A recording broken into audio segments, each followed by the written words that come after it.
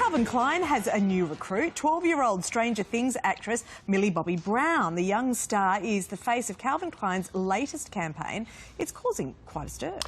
Critics have concerns that the young actress is being exploited and sexualised, but Millie isn't the first young star, of course, to front a fashion brand. She certainly won't be the last. To discuss her, advertising experts Jane Currow and Dan Gregory. Good morning to you both. Morning. Now, from what we've seen so far of the images, I mean, they're not sexualised, they're not sexy as such.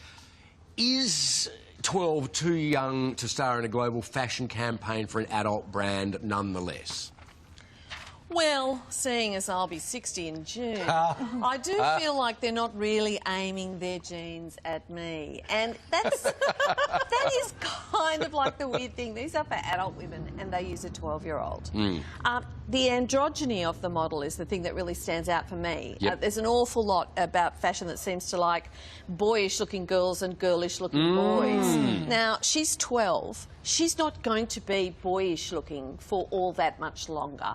Not unless, unfortunately, she starts to restrict what she eats. You know, she starts to do that awful thing where models try to keep themselves not developing secondary sexual characteristics that women get. Tits and bums, to be frank with you. And so that's the problem more for me than sexualisation, which I don't think is present in this campaign at all. But you think it's exploitation or potential exploitation? Well, partly that, but I think most profoundly it's saying to normal women, your body is gross and unacceptable and not fashionable and not ever going to be as cool as how you looked when you were 12. So once you've got hair and curves, you're no longer... You're past it. Sounds awful, doesn't You're past it. You've got hair, Dan. Beautiful hair. And curves. Thank you, Andrew. I wasn't going to mention the curves. Seriously.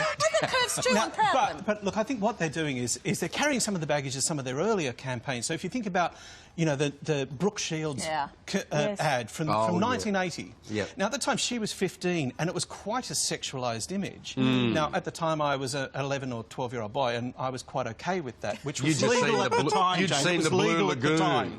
Yeah, but... And then if you think about the more recent campaign that was done by Steve Meisel, and that was in 1995, what they did was they cast of-age actors, but they cast them because they looked underage, and it was very sexualised. So I think that, you know, they're carrying some of the baggage of where the brand has been in the past, and people are saying, well, hang on, why are we putting a 12-year-old in the ad? I think it's Jane rightly says it's about adults. Yeah, so will this sell jeans? Because they're not the market, right?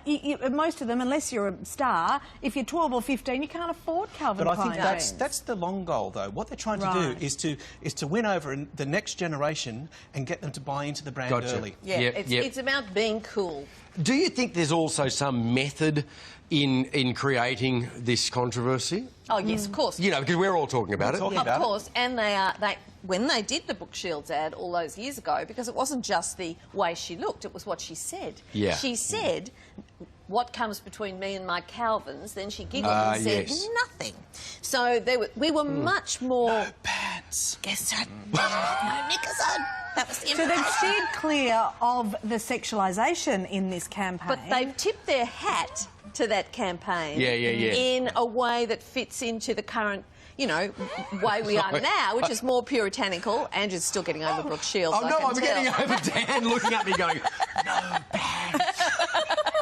I'll never forget that. He's right back to being 15 again. Sorry, Jane. Right, 11 when he saw that campaign the first time. Dan and Jane, thank you so much.